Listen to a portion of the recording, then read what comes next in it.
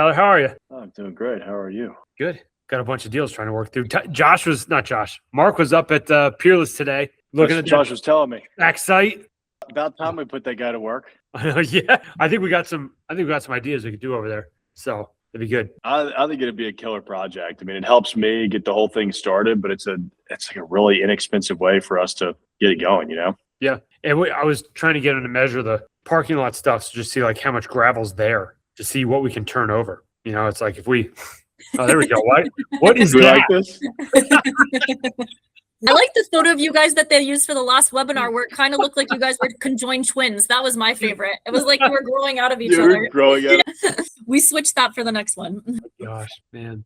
I think like we could just, that whole parking lot, I'm like, how much can we just grade that and have it just work? Yeah.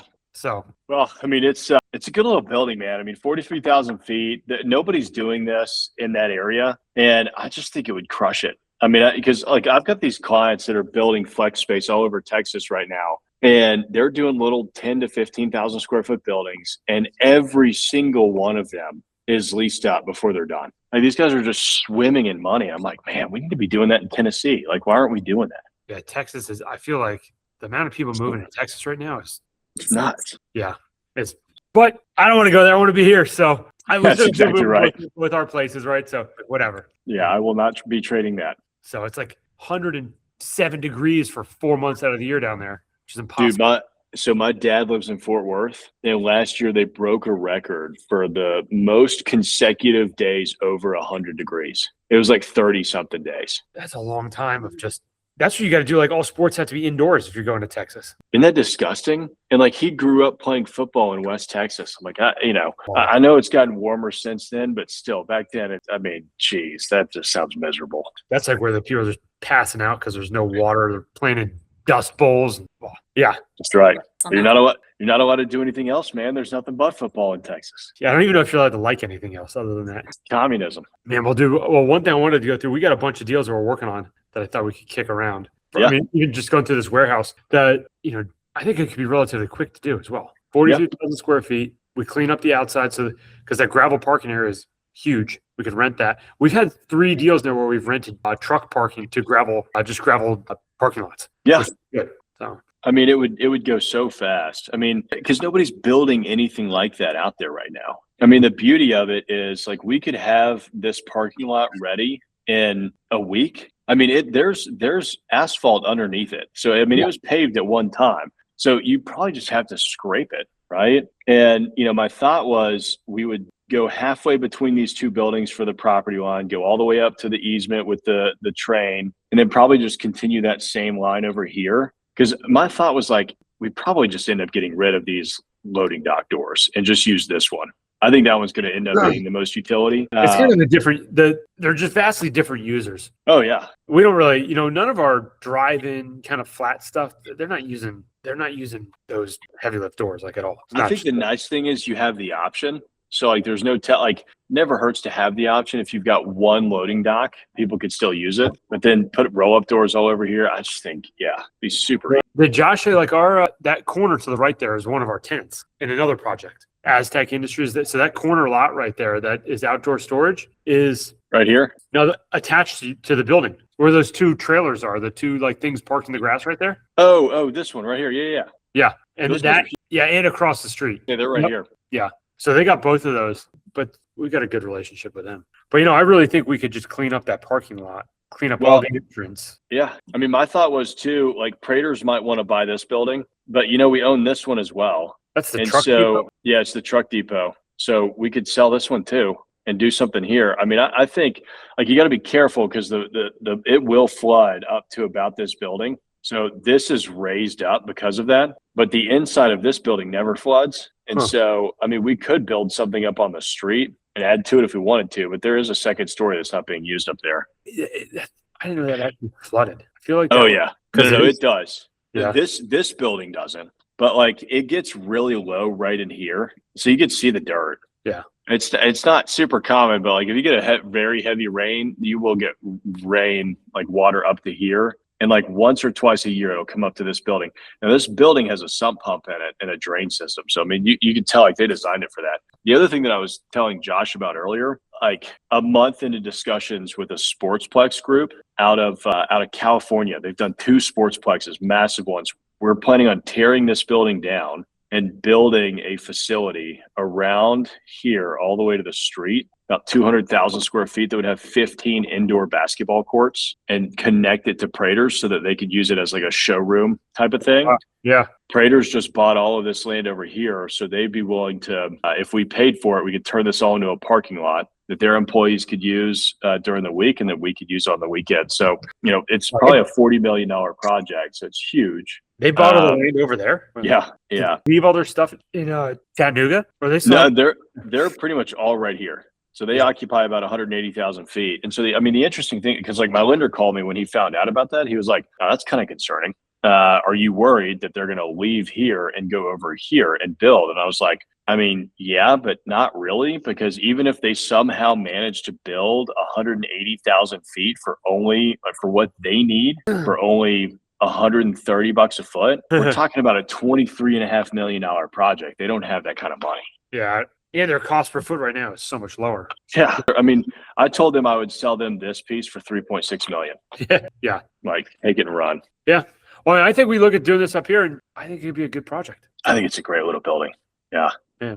But yeah, we've got, so outside of that, we're doing a warehouse deal here. That's 80,000 square feet that we're buying. We've got behind a Dollar General in San Antonio. We've got an office building in Raleigh that we're buying for like an in-place 10.5 cap. Ooh. 70% occupied. I love it. So $155 a square foot. It's not Class A. I don't know, Raleigh doesn't have any Class A office space, but it's nice. 4 stories. Where is it in Raleigh? It is directly southwest of the airport. Okay. Yeah, I like that. I've been saying for the past couple of years that people that are willing to buy office space today, it's on sale. Like, it's on massive sale. $125 a foot, man, for something that's got a 10.5% in-place cap rate. Obviously you have to know what you're doing today, and you've got to be willing to ride it for a couple of years. But like with a 10.5% cap rate in place, you don't even have to worry about that. It's like, it's already cash flowing. But office is going to come back. You look at what's going on in California, they're making everybody come back to the office. I think they're back. I think the whole return to the office thing, I know people are upset about it, but I think it's a very small minority of people. And everybody's more productive in the office. Like, I haven't seen a single study, like legitimate study done that shows that people are actually more productive working from home. I do think there are people that are more productive working from home. Most people need to be actually in an office. Yeah, I agree. So, well, let me show you this thing. This one is like. So is this it? This is the one that's just southwest of the airport? Yeah. Yep. Yeah, so you look at, this is the airport parking, and you got to go into the airport. But you're right there.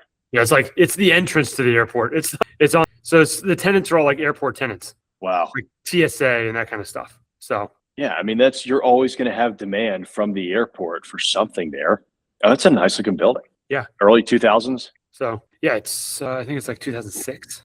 So yeah. How big is it? Did you say 80,000 feet? So it is. It's like. Oh no, that was the warehouse you said you're buying. It is 115,000 square feet. Wow. So you've got 30,000 feet. Yeah, to go lease, which that's a lot. But we've signed good office leases. How's it broken up right now? Like vacant suites. So they're big, 50, and we're gonna carve that down. 15 is too big to lease. Yeah. But when we carve them down and get like actual decent suites, we have another. We had a medical tenant building up there that in Raleigh where one tenant blew out 30,000 square feet, but we're leasing back at like 5,000 to 7,000 square foot chunks pretty easily. Even in Chattanooga, the Lupton building, we're still leasing small suites. They go quick. Yeah. As long as we can make them look nice. We'll get tenants to move in on the office side. I bought a 30,000 foot office building in 2019 here in East Nashville. Similar to this. It's 10 minutes outside of downtown, immediate access right off the interstate. And it was old and tired. It was like 1980s vintage. And the first thing that we did was update the exterior, like make it so that you would actually see this building as you were driving by. It was 40% occupied when we bought it. And if you think about the timing, like by the time we were done renovating it, it was 2020. And we leased it up almost immediately. And we've maintained 92 to 95% occupancy ever since, because we broke it up into 1,500 to 2,000 square foot office suites, like just big enough to where WeWork makes absolutely no sense for you, but just small enough so that it's like super affordable. And man, we've moved people in and nobody's left. Nobody wants to leave. It just stays full. think it's great. I think there's a lot, all of the stuff we have in Atlanta that's like that is more suburban-ish, not like rural, but not downtown core. Yeah. And small suites, and they've been very well occupied. I think that's like it, but it's not sexy. No one's like super excited about it. It doesn't do great. There's no exit comps to prove selling this stuff, so it's like it'll perform in cash flow, but it's not getting any love right now. That's for sure. Yeah. I mean, that's how that one is. Like, we're not going to triple our money on exit. But we're also not planning on exiting anytime soon, because like the nice thing is we're actually one of the largest office buildings in East Nashville, like at only 30,000 feet, super small, so it's like we got a nice little moat around us. Yeah. No one's building any new stuff. There's no new exactly for a really long time. I couldn't even imagine trying to pitch a office development deal right now. Other than I think Miami's got one. They've got one going up, but that's it. They're doing one. That's probably like trying to pitch a ground up apartment complex in Austin, Texas right now. You're not going to get anywhere, dude. No, painful. But man, you've got to be so happy you guys pivoted away from multifamily when you did. I mean, I hear stories from guys guys that actually own apartments in Austin and San Antonio, experienced operators that have lost 70% of their net worth because they've had to hand keys back to banks on these apartment complexes that were doing okay. I mean, first of all, did you see the Brandon Turner thing? Yeah. I mean, obviously it sucks. He lost money on a deal. I was never a fan of taking adjustable rate mortgages or floating rate stuff. It's like, fix it and do it. But, that definitely sucks. But he went out and publicly told everyone how he's handling it. What else is he going to do on that front? Can't do anything. I mean, I think he's handling it the right way, but I've never understood adjustable rate mortgages. Like, I've never looked at a time period where I was like, for anything long-term, like, yeah, if you're going through construction or something like that, like, yeah, you do it because, you're going to be coming out of it in a perm anyway. But man, for so many years, I was saying like, man, rates are the lowest they're ever going to be. That was at like 5%. Then it would be 4.5%. And I think we bottomed out at like 2.7. And I was like, it can't go any lower than this. And that was finally it. We had our lowest loan we got was 2.7. And I was like, we should get this forever. But I felt that way at 4.5% too. That I was like, this is fantastic. Lock this in for as long as possible. All my apartment debt is essentially locked in the 4s or lower until 2030. That's still hard to perform. We still have 1,400 units or something. And, well, so what makes that difficult today? Like, I know insurance just went crazy. Yeah, I mean, is that insurance and property taxes are a little over 4 months of gross rent. Oh my gosh. So 6 years ago, they were a little less than 1 month of rent was property taxes and insurance. So that's just gotten way out of whack to what rents are. But that also means rents have a long ways to go up. We saw a little bit of a decrease in insurance rates this year. That was positive. But we also saw, the last couple of years, insurance carriers started leaving the market. Like there were fewer and fewer carriers. So this year we actually saw a decline in insurance rates, which was good, but only a couple percent. That's like, it goes up 20% a year for 5 years and then down 3%. I don't know if that's winning, but even we have really low basis stuff, fixed rate debt until 2030. It's still tough. Still tough to make the numbers work on, 2018, 2019 prices. I'm sure you guys have looked into this. At what point does it make sense to start self-insuring? Yeah, I mean, I think if you've got a stable enough, large enough portfolio, it definitely makes sense. Start running it as a captive. But we were never really there. One, we had diversified, which is good. You're in a bunch of different cities. That kind of helps. But then inevitably, like, we go get a quote on some buildings and it was way cheaper than if we just pulled it together. So it was always too variable for us to go figure out, like, how do we become really good at insurance? And then I think a lot of that too is like, you're kind of taking money out of a deal that goes into its own tax pool, investment pool. And it's like, if that does well, shouldn't you give that money back to investors? So it's kind of a tricky spot to look at. So I was like, hey, look, we'll pay the insurance for what it is. And we thought that was the best choice going forwards. Yeah, that's tough, man.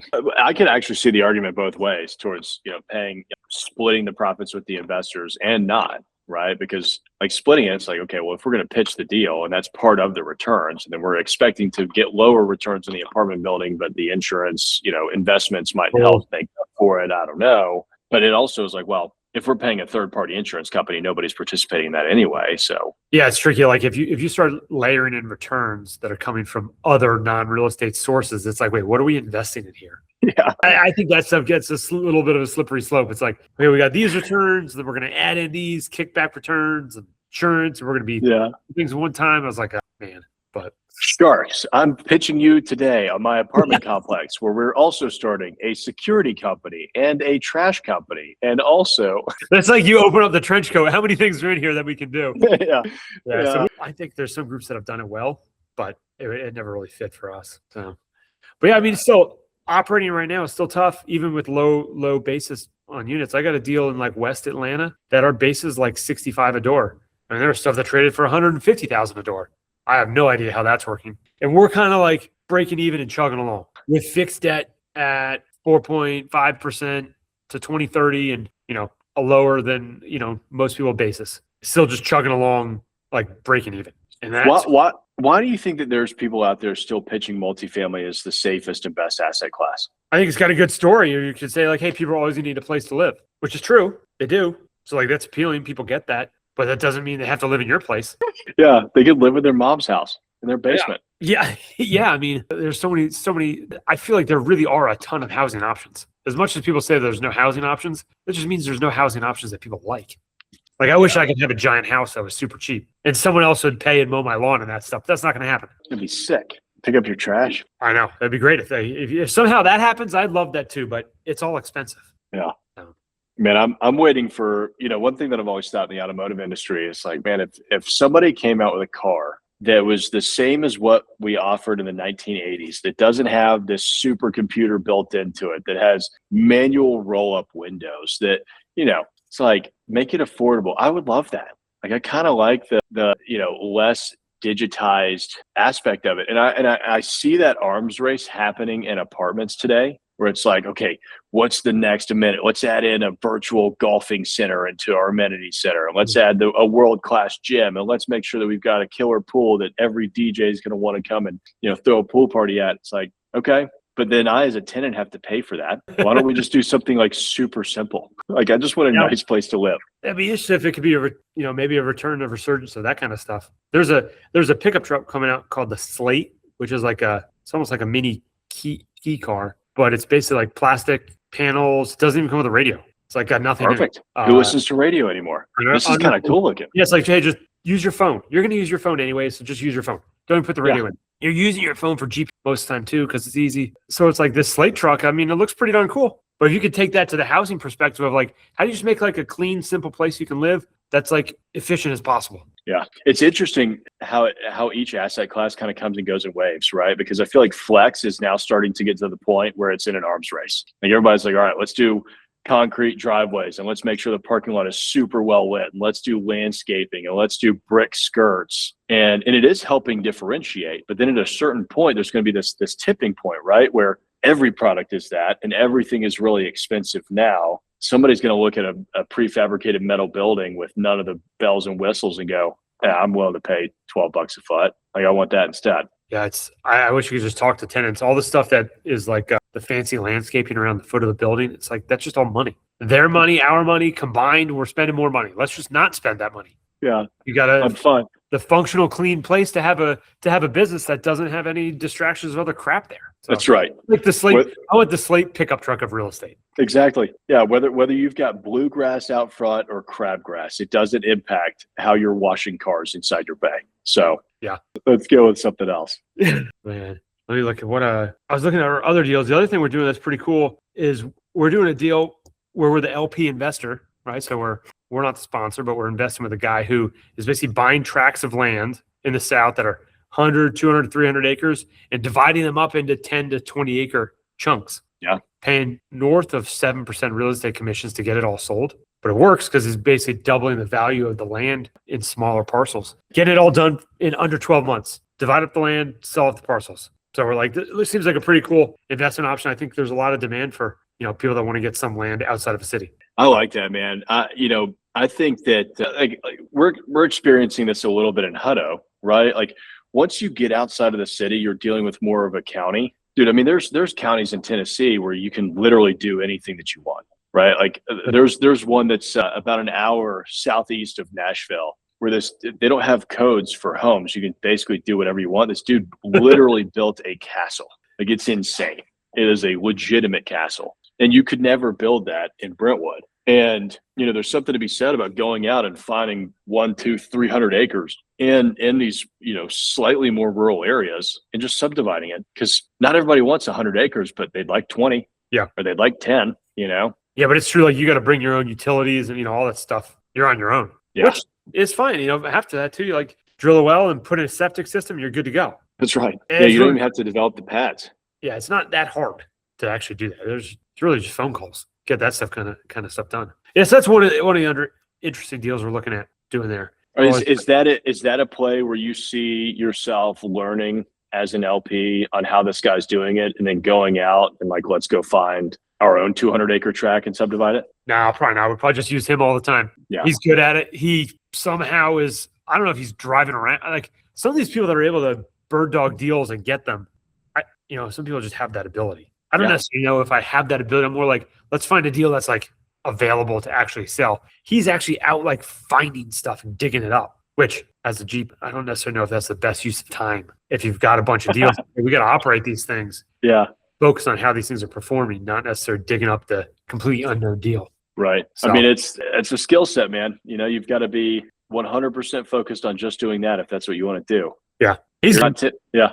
I was gonna say you're not typically running across those types of deals at networking events in town. No, that's for sure. That was not a popular one that's showing up, but they're good returns. And yeah, if you can go out and find these people that 100 acres is a lot of land. Like, what have they been doing on 100 acres? That's a lot of land. So divide that into something manageable, and then I think it's a good. I think that's a good use of one thing of options there. We're always looking for just creative ways to find where does the deal work. Yeah, I mean, especially looking at the market today, I mean, there are price points. I'm sure Georgia is the same way as Tennessee is right now. There's sub $1 million homes. They're just not moving. But you get to these price points where you're like 3, 4, north of 5 million, and they're still flying off the shelf, and these people are paying cash. And so, if you're getting into these tracts of land and you find a builder that's willing to buy them from you that says, hey, I'm building super luxury homes. If you can find me all the 20-acre lots, I can get my hands on, I'll buy them. Like that's what I love about that model is you can go out and find a couple of builders that'll basically just say, hey, here's a contract. If you find the land, I'm a buyer. Yeah, I think there's something to it. Yeah. But all right, one other one we're working on too. I want to talk a little bit just about the AI stuff that we've been working on. I mean, how much you're using some of this stuff, but oh yeah, it has been a game changer. We're using it for contracts, which is the first, like, how do we redline our contracts and keep all of our knowledge that we've had of like, we like this point, like this is as far as we're willing to go on certain stuff. And then just get us back our initial red lines of contracts. It takes like 10, 15 minutes. Yeah. To get all that back. So it's like, how can we turn that? Because lately, I feel like maybe the past 2 years, our contract timelines kept getting drawn out longer and longer. Yeah. Well, there's only so many good attorneys. It's like contractors. Like if there's one good one, everybody finds out about it and they start using them. Yeah. And then they got a ton of work through.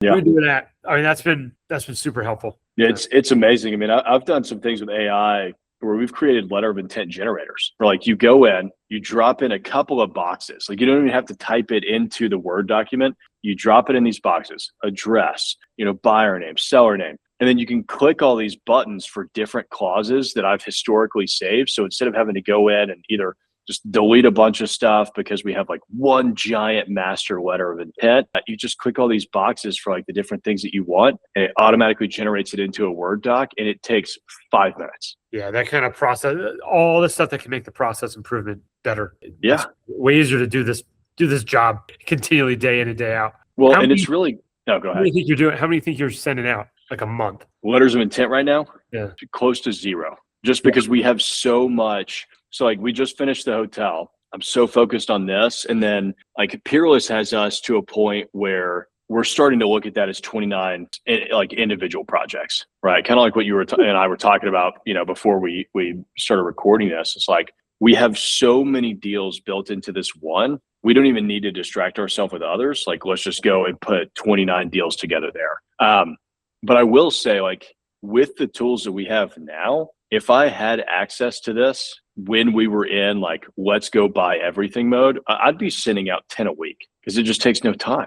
Yeah, it's really fast. Yeah, we're still getting out 3 or 4 a week, but our hit rate is pretty low. We've got, gosh, I wonder if I look at it right now. I think we got 4 under contract right now, 3 we're negotiating, but it's out of 135. Ooh, but so, you know what? we're gonna get out 135 to get 5, 6. Yeah. Which that's probably all right. I couldn't even think about the number we looked at to get to 135. They were even willing to talk about. So. Well, and here's the thing. I mean, like I've always used the number 5% because it seems to ring true. Like at any given time, 5% of the properties that you actually talk to are willing to consider a conversation, right? Yeah. So, I mean, if they're on market, that's one thing. But like if you're sourcing, these deals that are off market, and I think today, even with the on market deals, 5% are probably going to be willing to entertain the terms that we as buyers need to make it make sense today. Because what's interesting is like, we've had higher interest rates for 3 years now, 4 years, but sellers still haven't come to terms with the fact that we're in a new world. Like they still want to value their property like it was worth, July of 2022. That world doesn't exist right now. Yeah, it's hard to let go of those prices then. Yeah. They got it in their head. All right. I can't blame them. We're at 5.2%. So right at your number. Yeah. We got 7 at 135. So it's a lot. Sitting at the 135, look at all those deals. It's tough. It's a lot of work, man. But we right now, I feel like we got some good options that are coming through. But yeah, the more and more we can use AI to help make just even the process smoother. You're trying to do 29 deals. If you look at it that way, that's a lot of deals. It's a lot of deals. That'd keep you busy for a long time. Yeah, well, that was my thought is like, I'll still have these deals that come up every now and then where we're like, okay, yeah, this is one that we can't turn away. Like, let's figure this out. Like we just dropped a contract a little over a month and a half ago because the seller didn't lie. And this was one that we were working on with you. I mean, this is the deal here in East Nashville, event venue, office building. It wasn't that the seller necessarily lied. They just didn't even know the truth, which is kind of wild. They were so unsophisticated, they didn't know. And we start getting into it and digging into it. And turns out, like we thought there was 25% vacancy in the office building. No, like once we get out there and walked it, we're like, hold on. It's 100% occupied. Why is it 25% vacant? Oh, well, we started giving away free space to all the tenants that they're not paying for. And we're not charging for common area factors for the hallways and the elevators and the restrooms and this and that and the other. And oh, by the way, all the tenants are locked into these longer leases. So you're not going to be able to change anything. It's like, oh my gosh, this is nuts. Yeah. So I'm sure out of your 135 deals, you run into a bunch of those. I mean, that's the beauty and the curse of working these off-market deals. Sometimes the sellers just don't even have it together. Yeah, well, also like they weren't really. A lot of times we look at a deal if we have it and we know we're going to go sell it. We're like, okay, we're focused on how do we position this best for the sale. But if you're not in that mindset, you're not like a normal operator of real estate. You're kind of like, hey, I have this, but I've never like said, okay, now I'm going to best position this thing to be sold. Just like, this is what it is, and I'd like a great price for it. But you gotta do a lot of stuff to get that top price. Yeah, it doesn't just happen. Yeah, you gotta bend over backwards for it. That is for damn sure. And usually the juice isn't worth the squeeze. I mean, that's what I found.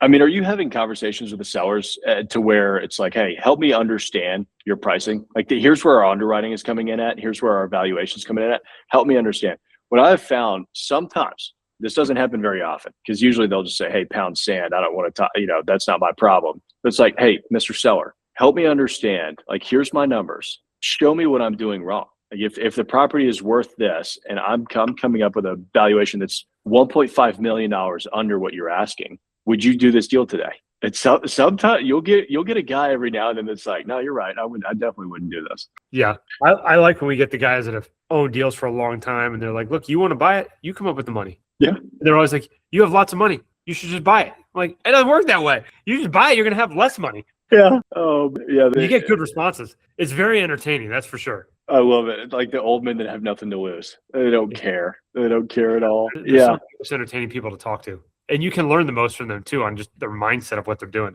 Because a lot of those, they've owned deals for like 20, 30 years.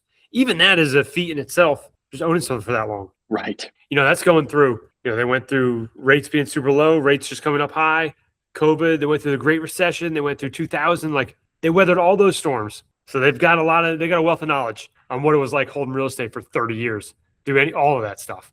Well, yeah, just think about how much the world has changed in 30 years. Yeah. Like they bought those buildings when the internet was becoming a thing. Yeah. I mean, could you imagine like writing that? I mean, it's interesting to think like, where will we be in 30 years? But dude, when they were buying their buildings, like commercial real estate agents weren't even really a thing, right? I mean, they were, but they weren't in the sense of like what they are today. You still had a lot of residential guys that were really like helping. It wasn't like the sophisticated brokerage programs that you see today. No. One of the other things I'm obsessed with looking at is how the driverless car stuff's going to impact real estate in general. All right, let's have a conversation around that. So like one, all the driverless cars, like we're always getting in a car to go do something, but the car can just go do it for you now. Like the car could just pick up your fast food and bring it back. So do you even need like Uber Eats kind of model? Your car will just drive it over and do it. Or maybe the robo-taxi, network is just doing that. But how you get everywhere and how you maintain a car, city centers are like 50% parking. It's like, do you even need, like you could redevelop all that parking space because it's not going to be needed. You're not going to even, and then shared ownership of cars. Like, do you even have to own the thing or you can just come pick you up? I think there's a lot of people that would prefer to not have a car. Like when I lived in DC for like 10 years, I didn't have a car. It was fantastic. I love cars and it's great. And I live in the suburbs and I got to drive all over the place. But man, when I lived in DC, it was great. So I would make the argument then that we've already had the capabilities. We're just trying to figure it out in a more private sector manner that somebody can make money off of. Like the DC has figured out the rail system. Like they nailed it. Like it's super clean. It's beautiful. It gets you where you need to go. People gripe about New York City all the time, but I mean, come on. Like even if the subways are dirty or they're not always up to your standards or they're working on things, like it is one of the best people moving systems in the world. And, I look at like the Tesla tunnel here in Nashville. I'm just like, what a waste of money. I get that it's like a private sector investment, but at the same time, if we're going to dig these crazy tunnels through town, why not put train cars on that and have it move 200 people all at one time instead of 3 people that can get in a Tesla with a driver? And I know, okay, maybe it's autonomous, 4 people and no driver, right? But so Waymo recently opened up in Nashville. Yeah, and did they? Dude, it's been a mess. I mean, and I'm sure we're only hearing about the drama side of it. You don't hear about the uneventful 10-minute car rides that were fine. But dude, they're like driving down the wrong side of the road. We had one that just drove into a flood a couple weeks ago. And you're like, man, I love the idea of Waymo being able to go pick up my McDonald's for me. But can you imagine one of those things trying to go through a drive-through until it can just run over a curb? Yeah. I think the accident part will be important though. Like I think they're just getting a lot fewer accidents than people. The numbers are showing they're getting fewer accidents, even Tesla self-driving or Waymo. So one, it's a heck of a lot safer. 100%. I think, and then we look at like, hey, I've got little kids. I got kids, like 10 or 8 years old. Are they going to be driving? I don't know. I mean, I live in the suburbs, so taking a subway or, the DC Metro or even Atlanta MARTA is not an option.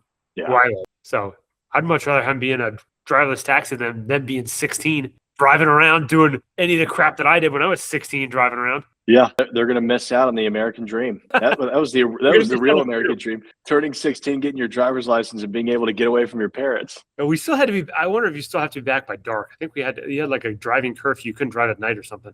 Maybe. Oh yeah. But yeah, I don't know, man. So I like that people are now taking into consideration alternative uses for their parking garages, right? And they're designing them ahead of time with the flexibility in mind. I think that every single project should always be developed flexibly so that it can become something else. Like that's why I love flex space so much. It's so easy to turn that into any number of uses. I don't know how quickly driverless cars might have an impact on society. I think that the one problem that they keep touting that it will solve, which is congestion, I don't see how it makes that any better. I think that you're going to have cars on the road 24 hours a day, which could make it worse, theoretically. I mean, the Waymos are kind of out there driving around even if they don't have anyone in them. Right. You see that all the time. Yeah. It's like there's no one in it, but still driving around, taking up space. Yeah. Now you've got 100% empty cars taking up space. Yeah. It's like, what's going on here? I think you look out 10 years, though. 10 years is a long time. That's where a lot of the stuff in real estate, 10 years is like, it happens really quickly, but so much changes. So we'll see even like the QSR fad, like that whole thing has been hugely value driven in real estate. I mean, a lot of like consumer restaurants all go to the QSR model where you've got to have a drive through and you see these huge drive through lines everywhere. I don't remember that being the case 10 years ago. No, I feel like that's like a post-COVID thing, right? Like even Chipotle started going for this heavy, like we only do end caps with drive-through potential now. And I don't know how it's worked out for them or not. I mean, I haven't looked into that specifically, but it can't hurt business, right? But also there's something to be said about just driving up to a Chipotle and going inside for a minute, getting out of your car, interacting with humans. Yeah. Everyone's in such a rush. Yeah. Everyone's in a big rush all the time. But yeah, there's going to be something over the next 10 years that's like, what's the next fad that you got to do it in real estate? And then it's like, what goes out because of that? So It's We just always gotta evolving. Yeah, we just got to try and find stuff that's got some staying power. But Yeah, that's why I like the industrial, the flex. I think retail is actually doing really well. I mean, if you look at the core, like if you were just going for pure staying power, I don't think that the core has changed. I think you'll have these fringe asset classes that can be more of a fad, like self-storage. Is that a fad? Is it not? I don't know. Maybe, right? Like all it would take is for something to happen like at a societal level for people to say, actually, I don't want junk anymore. I'm going to stop doing this, right? I think it's amazing people have any of it. Yeah, I know. Dude, my mom has had a self-storage unit since she moved out of her place like 5 or 6 years ago that I think she's been back to one time. I'm like, that's the pitch a lot of them have. It's like once you put it in there, you're never taking Yeah. it out. I know. I'm like, Mom, I just bought a self-storage facility. You're clearly an incredible customer. Can I move you to my location? Oh my gosh. Yeah, I don't know. That's pretty good. Mom, you gotta get over here. Mom, it's amazing. Yeah. Yeah. I think that takes back to why people like apartments, because they can just say, hey, you're gonna need a place to live. Makes sense. They'll always be there, but at the right price point. At the right price point, almost anything in real estate can work. Well, I'd be curious about this. What are you tracking in Atlanta today as like the next hot market, the next area? Because Atlanta has gotten so big that it just continues growing. Like it's never seemed to get to a point where they just go, all right, let's just go for super density and start keeping everybody closer to the core. It just keeps expanding to the next exit, the next exit, the next exit. I mean, is there like the next stop that y'all are looking at right now that you've never really considered in the past?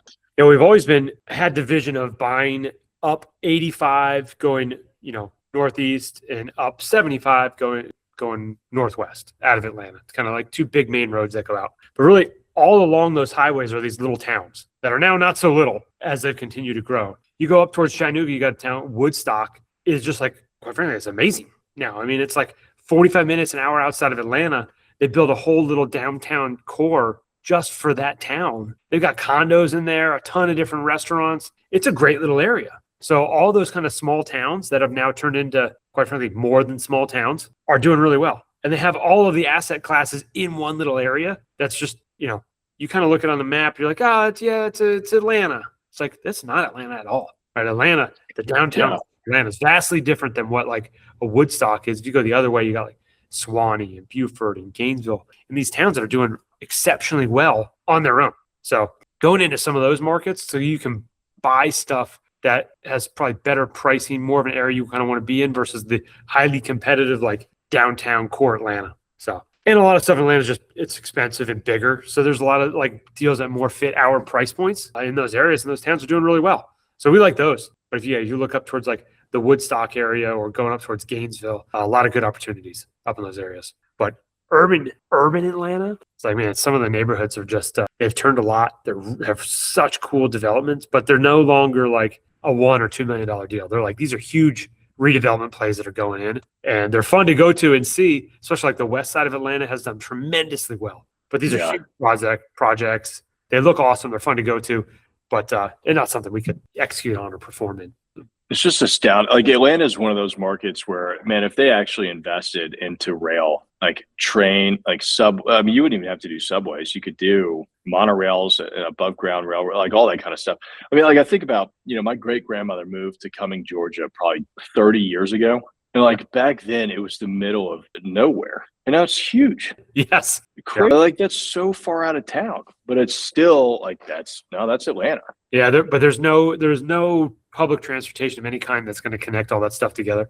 And it's almost like I don't think you could add any of that now. I think you'd have the whole like California high-speed rail. It costs a fortune and we can't make any progress because every 100 feet you're going through a new property owner's parcel, and not going to happen. It'd be great if it did though, but I don't think realistically they can get anything like that done. Man, that would bring real estate in Atlanta into a new age. You imagine like the amount of investment that would start going into every single train stop. Yeah, we added a belt line for bicycles, and the real estate along the whole thing went bananas. Like imagine if you could have a train with actual lots of people, and how many people are going to ride their bike? It's a cool amenity to have, and the real estate around it just went absolutely nuts. So yeah, everybody wanted to live there. They could go walk on it. Yeah, it's like it's not that innovative of an idea to have a walking path, but In the South, it is. I guess it is in the South. Isn't Yeah. that funny? That's such a novel thing down here. Like, I mean, we've got a Greenway nonprofit here that has been fighting for years, like to just continue growing and adding to the greenways. And it's been pretty amazing to see. I mean, obviously we haven't hit any of the gravity of which, Atlanta has seen with the Greenway, but it's really cool. And it's just funny. Like, that's such a Southern thing. Like, it was like 1950. They're like, get out of town, make everything for cars. And everyone drives one car at a time. Everyone meets up with all their cars and they drive back somewhere else. That's right. Or the Northeast, like they're bike paths. And people are like, hey, you can get from point A to point B walking. It's like, what are you talking about? And I can go to the grocery store on my bike. Oh, yeah. I think DC has probably done the best at mixing the metro walkability, bikeability. They've done a good job there with all that. Yeah. But all right, I don't know if I have any other deals we're working on right now. So we're buying a Dollar General. Okay.